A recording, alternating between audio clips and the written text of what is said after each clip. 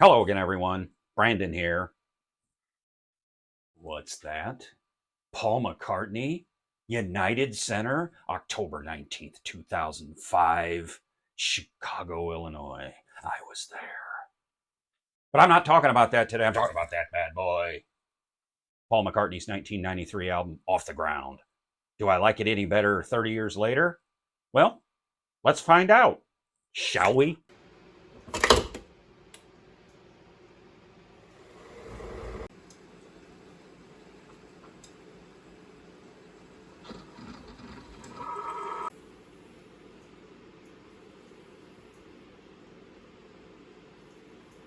A little backstory on Off the Ground. It was released February 2nd, 1993, just over 30 years ago from the recording of this video. It received mediocre reviews at best, I would say. After the success of Flowers in the Dirt, I think expectations were high for this album. It was for me, because I thoroughly enjoyed Flowers in the Dirt, and I think a lot of critics and fans liked Flowers in the Dirt. By the time sessions had started for recording Off the Ground, drummer Chris Whitten had left the band. Larry Cunningham became the group's new drummer. Elvis Costello appears on the album 2 times, though he never spent one day in the recording sessions for Off the Ground. They were leftover songs or outtakes from Flowers in the Dirt, which he appears. Now, with a little backstory behind us, I'm going to run through the 12.5 songs on the album. I'm giving you my feelings of what I thought of them then, back in 1993 when I bought it, and my feelings now. Have they changed? I don't know. Let's find out. Starting the album off is the title track, Off the Ground, Ground, Ground. Off the Ground, Ground, Ground. I've actually always liked this song. Probably a little bit more now than I did then. I was younger, and besides Beatles or Beatles related content, I was getting heavily into grunge.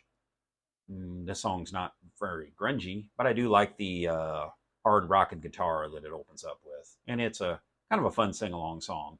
So pretty good.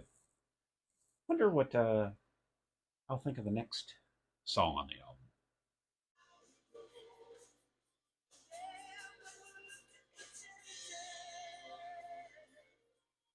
That's the second song on the album.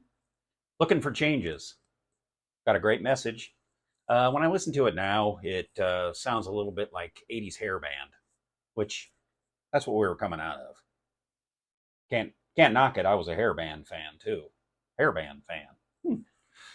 And I transitioned right along to grunge, which kind of took over for that. I probably liked the song better back then. It still holds up. Maybe not as well as then, but it's still good enough. Not bad for this second song on the album. The third song on the album is Hope of Deliverance. Shooby dooby dooby. Hope of Deliverance. Um, that is an earworm song. After I listened to the album a few times, and as I did 30 years ago, when I try to fall asleep at night, that song is going to be playing in my head, and I won't be able to get rid of it because McCartney knows how to make earworm songs. Other than that, it's a pretty fun song. Following the third song on the album, Hope of Deliverance, is a collaboration song with Elvis Costello, one of those that Elvis never showed up for, at least at these sessions. And it's Mistress and Maid, and it sounds like an Elvis Costello song that Paul McCartney sings. I do like the song. I like it better than I did back then. It's got a unique sound, and kind of a little bit foreshadows what's coming up in Paul's future, especially during the 90s. The fifth song on the album is called I Owe It All to You. And after listening to Off the Ground a few times, going over the songs, I found myself coming back to this song in particular. It's a very beautiful song, and I never appreciated it back in 1993 when I bought it. I am glad it's on the album, even though it could have fit in on Flaming Pie. It's got more of a Flaming Pie sound, but I'm happy it's on this album. It's a Wonderful song. Next up is the sixth song on the album, which is Biker Like an Icon, a song that was a single and I was never a fan of. I'm still a little iffy with it.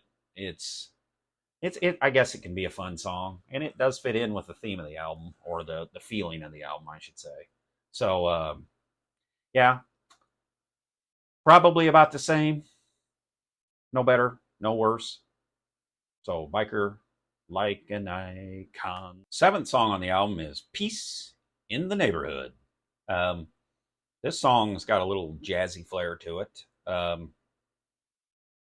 Still kind of reminds me of, for some reason, it reminds me of Girlfriend. I don't know why. It doesn't totally sound like the song, but it just puts me in that same frame of mind. Opinions from then and now, a little better, maybe. I don't know, maybe the same. I don't know. Do I like Girlfriend any better? The eighth song on the album is Golden Earth Girl, which is also my favorite song on the album. It shares the same beginning to me as Wings' Warm and Beautiful, which was on Wings at the Speed of Sound. Golden Earth Girl is obviously dedicated to Linda. It's a beautiful song. It's got a wonderful message. I also think maybe it could have fit in on Wings Wildlife, possibly. It's got that same feel to it. Like I said, it's a beautiful song, and I'm happy that it was included on this album. Heading into the ninth song on the album, which is The Lovers That Never Were, a joint effort between Declan McManus and Paul McCartney. Declan McManus, otherwise known as Elvis Costello. It sounds like an Elvis Costello song and should have probably been sung by Elvis Costello. If it was, I'm sorry, I've never heard it. It doesn't fit Paul McCartney. I do like the song. I do like Elvis Costello. So has my opinion changed over 30 years? Not really. Same feeling I had then as I do now. It's a decent song. Get out of my way. That's what I say a lot. No, I don't. But it's the 10th song on the album. It's a good little song. Hard rocker. Sounds like early Beatles to me. Pretty decent song.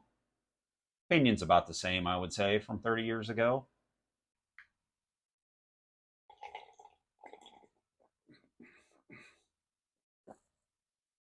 That leads us to the 11th song on the album, Off the Ground, and that song is Wine Dark Open Sea.